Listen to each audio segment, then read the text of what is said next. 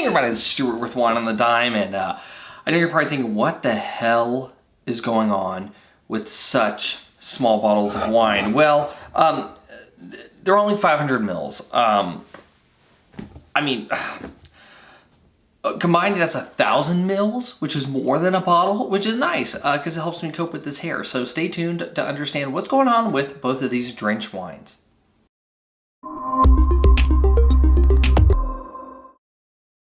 Hey everybody, it's Stuart with Wine on the Dime, and ignore the hair, but if you like the content, subscribe to the channel, doesn't hurt. Better yet, like, comment, share with your friends, especially sharing with your friends if you like the video. So, first off, yes, I will address the hair. I am growing my hair out until I'm allowed back to my day job office, which at this point is September. And I have a pact with one of my coworkers that we will go back with mullets. So I have to continue to grow my hair out so I can have an epic mullet. This is just how I feel like styling my hair in the short term today because I go many days without actually doing my hair. I don't shoot videos most days. I just kind of shoot them all in like batch and then go on. So just deal with the hair. I totally forgot about it until I turned on the camera, and then I decided that I needed to address it because you're probably going, what the fuck is going on? Anyway, so let's get started. Today, I'm gonna be reviewing two, yes, you heard that correctly, two wines from Drench Wines. First is their Sauvignon Blanc, and the second one is their Urchin. Now, one thing I do wanna say up front is they don't have a lot of detail on their site in terms of a lot of content. But the content they do have is rather nerdy, and I like it. So one of the things they have is a section called Geek Notes, and that's basically where they walk through kind of where they get all of their grapes, what the percentage blends. By the way, this red is about 20% Petit Syrah, 80% Sangio. So, I mean, they even talk about where it comes from in the state. There's a lot of information there. And so if you're a wine geek and you really kind of want to geek out about this wine, then it's there. If you just want to order the wine, then you just go to the website and order the wine. So, I mean, you got that going for you too. Anyway, I'm going to start with the Sauvignon Blanc because you always go white before red. Even if a certain owner of a wine bar in the hill country tells you otherwise, I go white before red. I'm just saying. And you know who you are if you're watching my videos. But let's take a look at the Sauv Blanc. Oh, and this is a 2018, by the way. Monterey County. It smells like California Sauvignon Blanc. So New Zealand Sauvignon Blanc, which I drink a lot of. A lot. I probably drink way more of that than I probably should admit. Has a lot of these like citrusy, passion fruit, grapefruit, things like that. Like very zesty, kind of super high fruit. California Sauvignon Blanc tends to remind me a little bit more of like Loire Valley, where it has more of like the apple, the pear, more the cat pea type notes, instead of the crazy tropical and gooseberry type stuff that you're gonna get out of New Zealand. So this smells very much, it actually smells very French. So getting a lot of green apple, pear, a touch of lemon, a noticeable amount of that cat pea.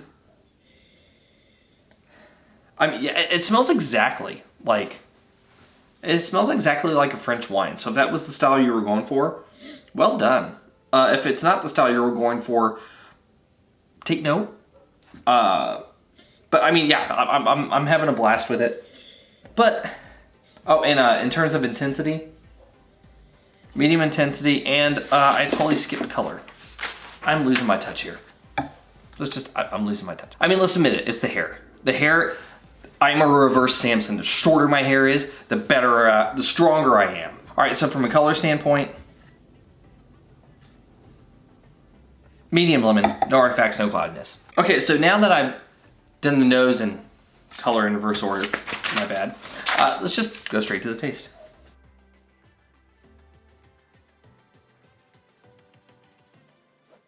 Wow.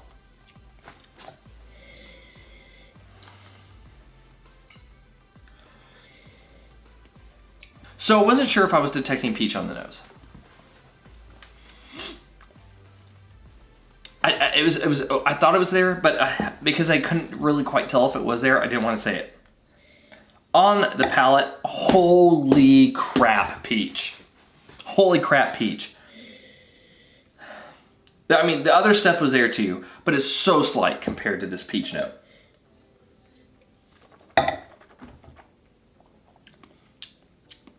If you had not told me, if you had stripped the label off this wine, handed it to me, and said, review this wine, I would have told you that this was a peach wine. I wouldn't even have said this as Vitis vinifera. I would have said this is a peach wine that has been supplemented with tartaric acid in order to make it have a high level of acidity and kind of match out. So it would have had sugar added to add to the alcohol. It's 13.5% by the way. It would have had sugar added to boost that ABV in the fermentation process. It would have had tartaric acid added in order to boost that pH. This does not taste like Sauv Blanc. Like a Sauv Blanc that I would recall from those areas. On the nose, and so this is a weird thing too, is that I don't know if it's because of the retronasal effect after tasting it.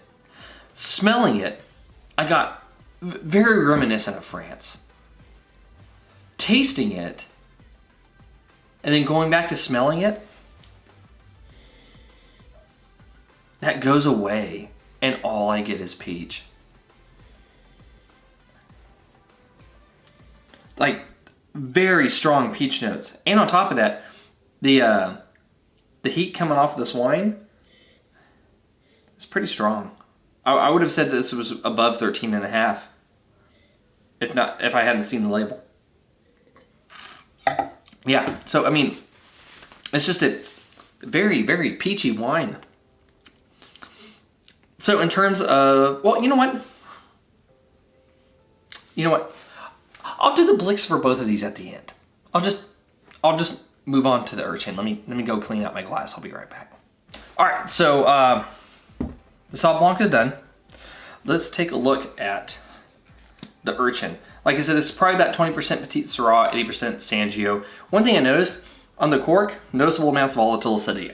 I'm hoping that volatile acidity doesn't do the same thing in here, but I mean, you never know. So let's check it out. From a color standpoint, I remembered it this time. Medium ruby, no artifacts, no cloudiness. On the nose, whoa, you got bread. Oh, you got bread. Buttered biscuit. So that malolactic's kind of in there. Woo.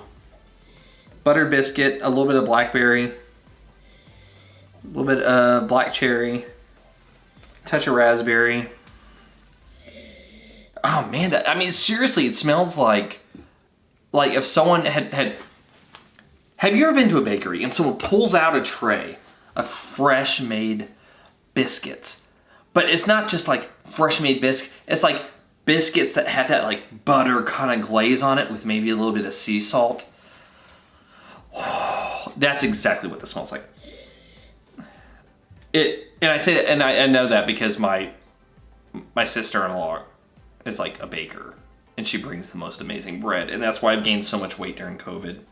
I mean, this smell it's a nice amount of fruity, has a nice amount of mallow, has a nice amount of kind of like this toastiness. There's even like a little hint of dark chocolate. Yeah. So one of the Geek notes that said is this spends 1 to 2 years in French oak. I'm getting a little bit of that because I'm getting a touch of clove. But you know what? It's not as spicy as I anticipated it. Like, I expected more baking spice out of this. Not really getting it. That said, it doesn't smell bad at all. And especially if you're someone who's into bready, not bready, but bready reds, then this might be a good red for you. But that's just based upon the nose. By the way, nose, medium intensity. I won't really know until we get into it. So let's do that.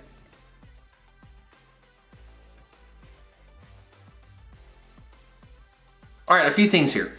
One, lots of black fruit up front. That blackberry, black cherry, a little bit of raspberry. No, it's not black fruit, but it's there. All of that's there. The breadiness is not as bad on the palate. You get more into the mid palate and going into the finish than you do anything else. So that's not too bad. The thing about this is it has a really high acid, which I like. I wish that they had actually say the pH on it. This just says it's 14% ABV. It's 2015.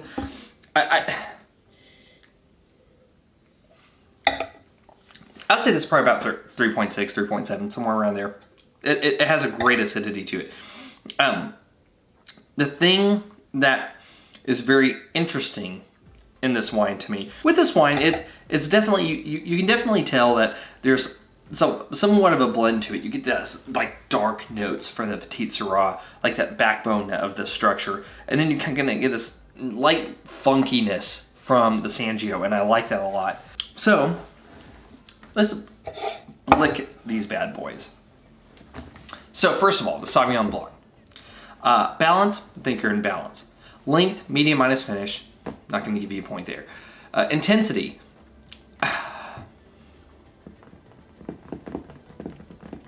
Going to give you half a point. The palate has a lot of intensity. Unfortunately, it's pretty much all peach.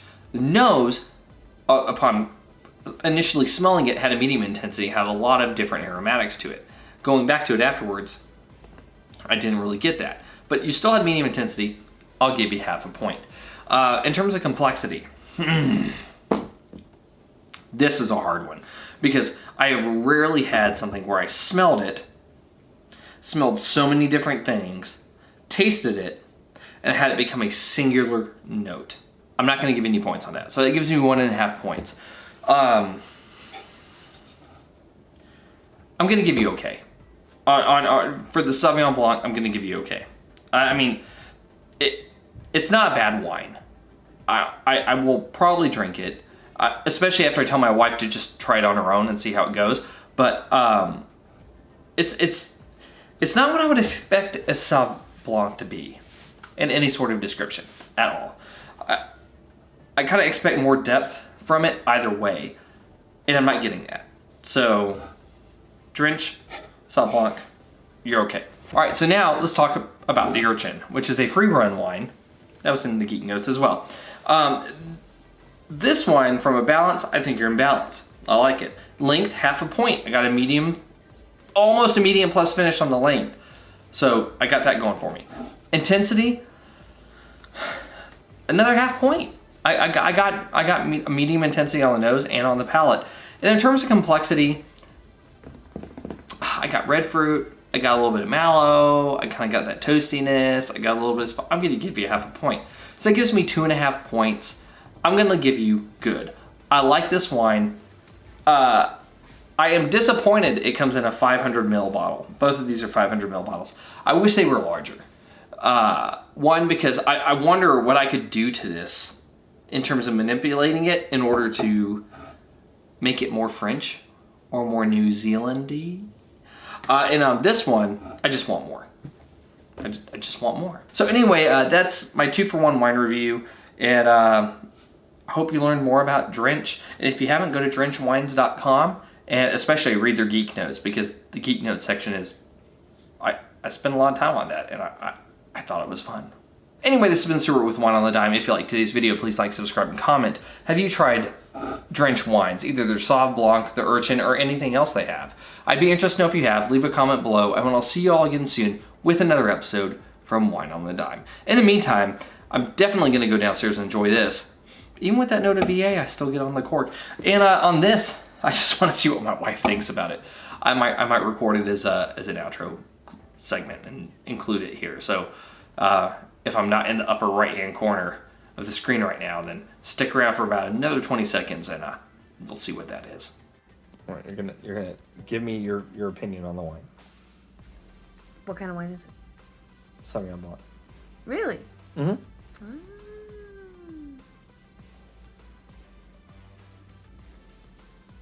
It is not from New Zealand? Hey!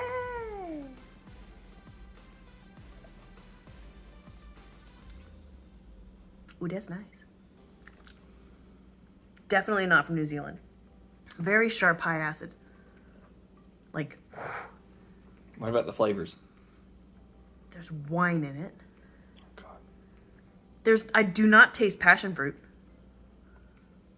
What is the dominant thing that you taste? Peaches! I don't know.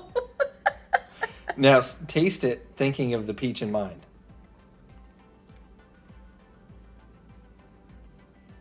Peaches! I don't. Oh, God. I'm terrible at the tasting. I don't know why you're doing this to me. I mean, it's really nice. It's very pleasant. It's definitely a Sauvignon Blanc. It's definitely not a New Zealand. I like it.